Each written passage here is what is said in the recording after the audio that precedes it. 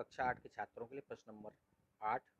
व्याख्या कीजिए सर्पी घर्षण स्थैतिक घर्षण से कम क्यों होता है। देखें, सर्पी घर्षण स्थैतिक घर्षण से कम होता है क्योंकि जब कोई वस्तु गतिमान हो जाती है तो उसके पृष्ठ के संपर्क बिंदुओं को उतना समय नहीं मिल पाता है कि वे जमीन या फर्श के संपर्क बिंदुओं में धंस सके। अतः सर्पी घर्षण स्थैतिक घर्षण से कुछ कम होता है।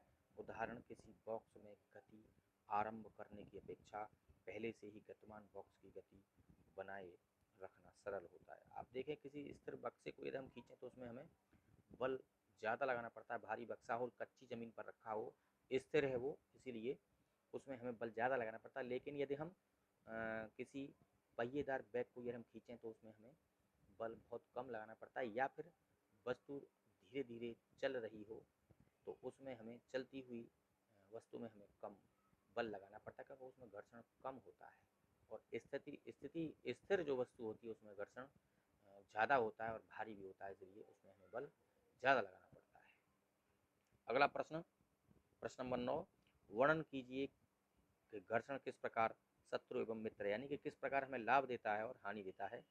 घर्षण शत्रु है, घर्षण के हानिकारक प्रभाव निम्न है। देखो, घर्षण के कारण वस्तुएं घिस जाती हैं, घर्षण से अत्यधिक ऊर्जा नष्ट होती है। घर्षण मित्र है, कहने का मतलब पहले यहाँ समझ शत्रु कि जब हम सूखी मशीन, कोई भी मशीन हो, चाहे सिलाई मशीन हो, चाहे साइकिल हो, चाहे चारा कूटने वाली मशीन हो, यदि हम उसे सूखी चलाएंगे तो उसके जो पार्ट्स हैं, जो उसके भाग हैं, आपस में रगड़ खाते हैं घर्षण के कारण और वो घिस कर टूट जाते हैं, तो हमें बहुत नुकसान होता है और उसमें हमें शक्ति भी ज़्यादा लगानी पड़ती है। चारा कूटते हैं तो हमें थक जाते हैं, लेकिन जब हम लुब्रिकेंट या कोई ऑयल या चिकनाई वाला तेल उसमें डाल देते हैं तो वो चिकना हो जाता है और घर्षण खत्म हो जाता है और वो हमें लाभ देता है।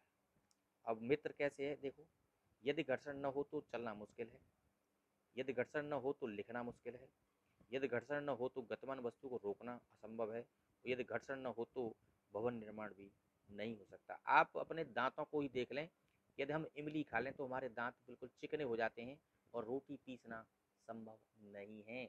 इसी तरह से पृथ्वी पर आप जब चलते हैं तो चप्पल या जूते, उनके तली में कटाव होते हैं जो कि पृथ्वी के विपरीत दिशा में होते हैं और वो घर्षण उत्पन्न करते हैं। जब चप्पलें बिल्कुल तले नीचे से चिकने हो जाते हैं तो हमारी चप्पल स्लिप हो जाती है और हम गिरने का डर रहता है। तो घर्षण नहीं होगा तो हम बहुत से ऐसे काम हैं हमें उनको नहीं कर सकते हैं।